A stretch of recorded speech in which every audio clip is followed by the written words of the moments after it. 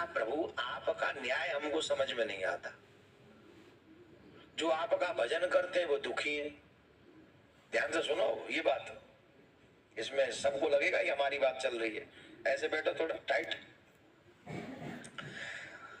नारद जी ने कहा प्रभु आपका न्याय हमें समझ में नहीं आता, जो आपका भजन करते हैं पूजा पाठ करते हैं वो तो दुखी हैं, और जो उल्टा सीधा काम करते हैं, कसीनो खेलते हैं, जुआ खेलते हैं, सुबह सारी रात जुआ खेलते हैं, सारे दिन पड़े रहते हैं, वो चकाचक मजे ले रहे हैं।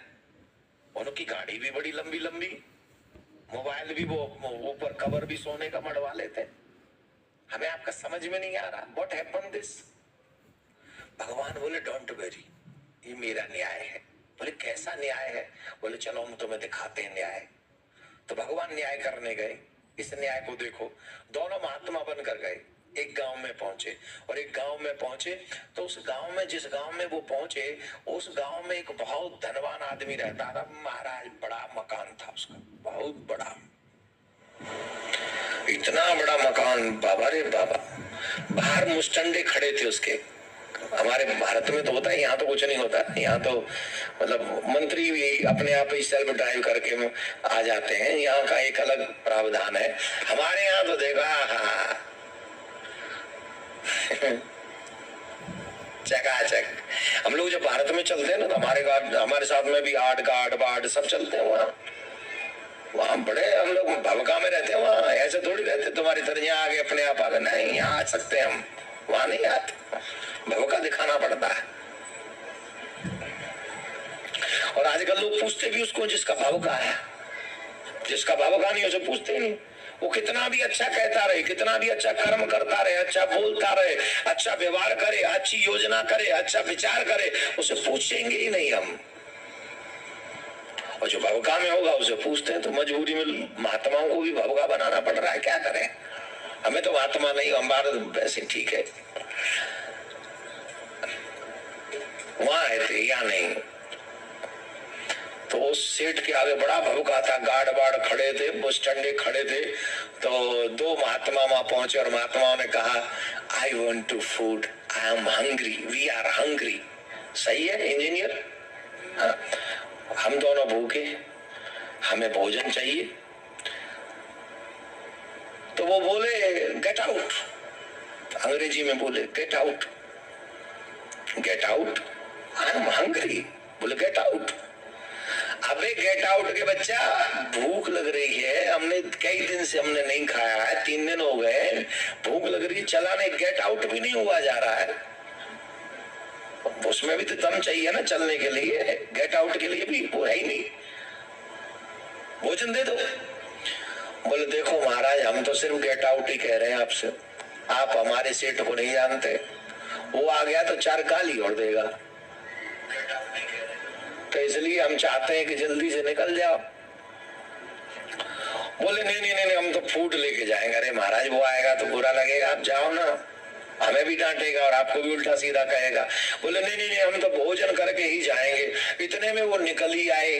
कौन है, कौन कर रहा है शोर शराबा, क्या हो रहा है? अरे वो बोला अभी भी चले जाओ, अभी भी चले जाओ, हम देख लेंगे, जाओ। बोले नहीं नहीं सेठ जी, राधे श्याम, कुछ भोजन मिलेगा, जल मिलेगा, हम लोग दोनों अतिथि हैं, साधु लोग हैं, बाहर से आए हैं, कुछ मिल जाए प्रसाद। देखा वो महात्मा बूढ़े नहीं थे, वो थोड़े से मतलब ठीक ठाक थे। बोले हट्टे कट्टे हो रहे हो, दूसरे के द्वार पे जाके खड़े होके भोजन मांग रहे हो, शर्म नहीं आती तुम्हें? अच्छा वैसे हमारे भारत में ऐसे आ सकते हैं महात्मा भी बिना बुलाए, तुम्हारे यहाँ तो आ भी नहीं सकते।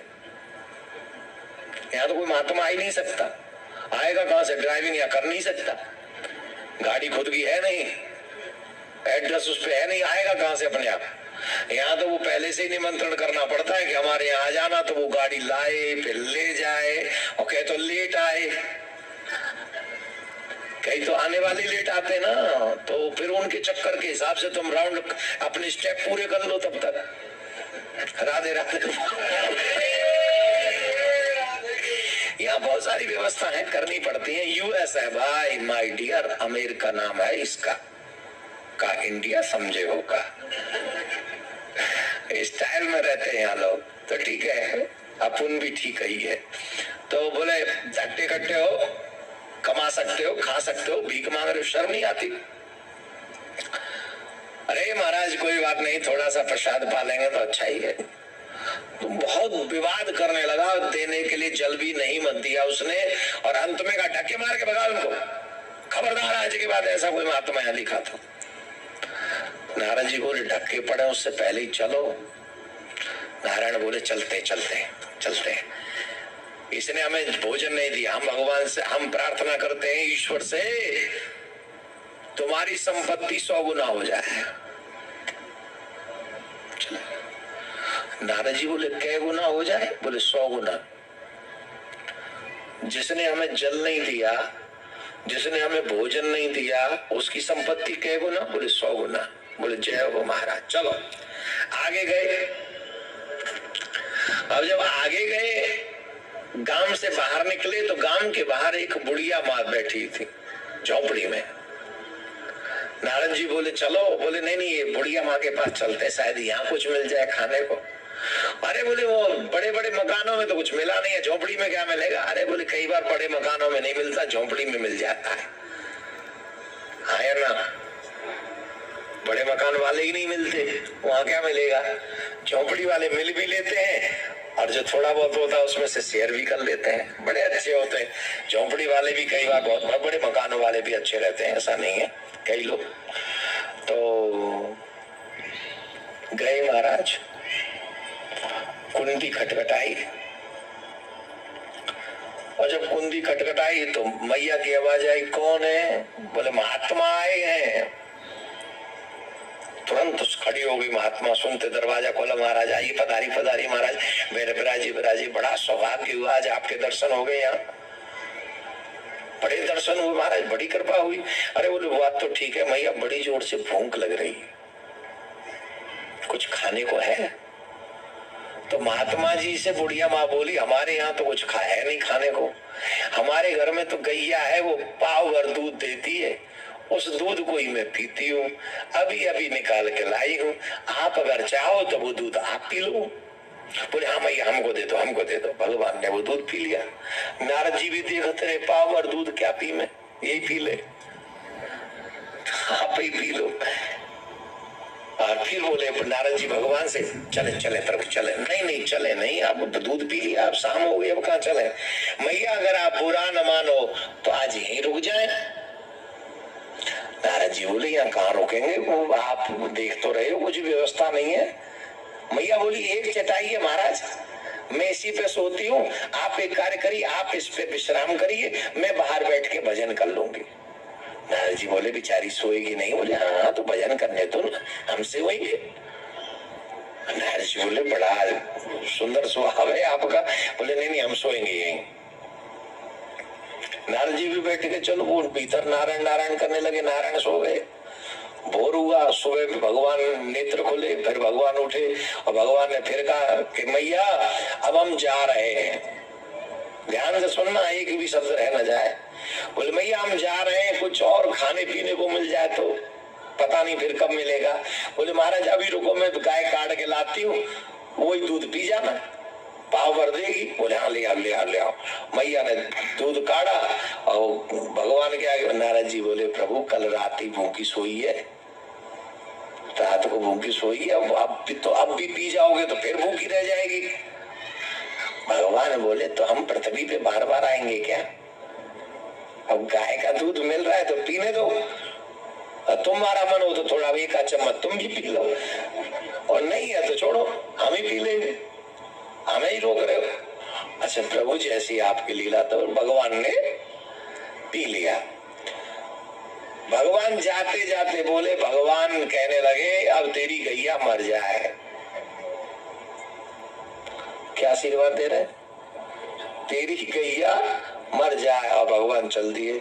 नारद जी अब तक तो कंट्रोल में थे, अब अनकंट्रोल हो गए। नारद जी बोले गजब कर रहे हो आप, ये कैसा न्याय है आपका?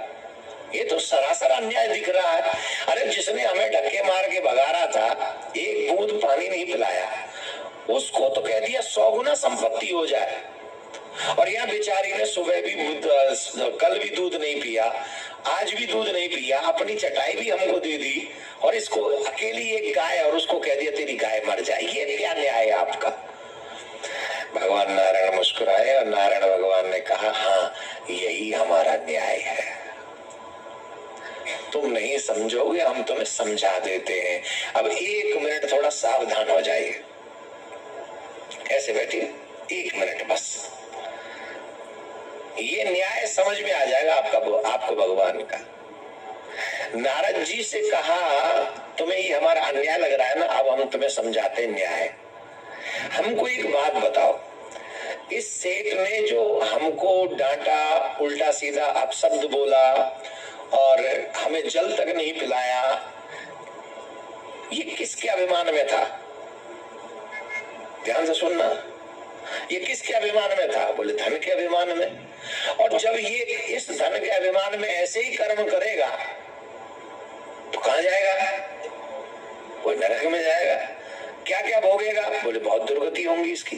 तो इसीलिए इसकी दुर्गति हो तो हम 100 गुना और दे आए। जितना था उसमें ये कर रहा है इतना, जब और 100 गुनी संपत्ति हो जाएगी तब कितना करेगा ये? अधिकांश पैसे वाले लास वेगास में बैठे हैं, उनके बच्चे जा रहे हैं, क्लब में जा रहे हैं, डिस्को में जा रहे हैं, उल्टे सीधे काम कर रहे हैं, और वो समझ रहे हैं आई हैव फन। ओ फनेरी, वहां देख लियो, वहां फुंकार के बैठे श्याम के मुंह पे छोड़े जाएंगे वहां। पर इनको क्या लग रहा है? It's fun, I enjoy my self. तेरा सेल्फ इंजॉय नरक में ले जाए, वही इंजॉय। पर नहीं आ रही ना समझ में बात, ईमानदारी से बोलो, आ रही है? जब पैसा बढ़ा तो दुर्गति, दुष्विचार बढ़े, कुबुद्धि बढ़ी तो वो गलत दिशाओं में जाने लगी और नरक के द्वार खोल दिए। इसलिए भगवान ने कहा मेरा न्याय है। जिस धन के अभिमान में इसने हमारा अपमान किया है, हमने और धन दे दिया, और कर हमारा अपमान तू, और ऐसे बुरे काम कर जिससे तू नरक के द्वार पे जा सके। और हाँ, जो साधु संत महात्मा गुरुजनों का अपमान करते हैं उनके लिए एक ही द्वार है, वो है नरक द्वार। कोई संशय नहीं इसमें, वो नरक ही जाने वाले हैं। उनको लगता है अपशब्द बोलकर, उनको लगता है छल करके, उनको लगता है कपट करके, उनको लगता है हम अपने गुरुजनों को, संत महात्माओं को अपशब्द बोल के बहुत बड़ी जंग जीत लेंगे। भगवान का न्याय देख लो, भगवान ने इसको कहा तुझे 100 गुनी संपत्ति मिले, किसके लिए? जाएगा नरक में ही और तू तेरी दुर्गति होगी। अब जो भक्त ये सोचते हैं कि हम भजन करते फिर हमारे साथ ऐसा क्यों कर रहे हैं, तो सुनो अभी यहाँ न्याय भगवान का। नारद जी ने कहा फिर प्रभु चलो, उसकी तो बात समझ में आ गई, उसको आपने नरक में भेज दिया, पर एक बात समझ में नहीं आई। बोले क्या? इस बेचारी की गैया क्यों मार दी? इस पे तो एक ही साधन था भोजन का, और वो गैया भी आपने मार दी, ये क्यों मार दी? अरे बोले नारद तुम नहीं जानते, ये मैया कितनी अच्छी है, इसने स्वयं दूध नहीं पिया, हमको दूध पिलाया, स्वयं रात भर जगी रही और हमारे लिए स्वयं जागकर हमारे लिए चटाई बिछा दी, हमें सोने दिया, खुद स्वयं झोपड़ी के बाहर आके बैठ गई, भजन करती रही, और फिर दोपहर का भी दूध हमको पिला दिया। तो ऐसी मैया का हम बुरा थोड़ी चाहेंगे? अरे बुरा नहीं चाहेंगे, पर उसकी तो गैया मार दी आपने। बोले हाँ मार दी, उसके पीछे भी कारण है। पूछो क्या? बोले क्या कारण है?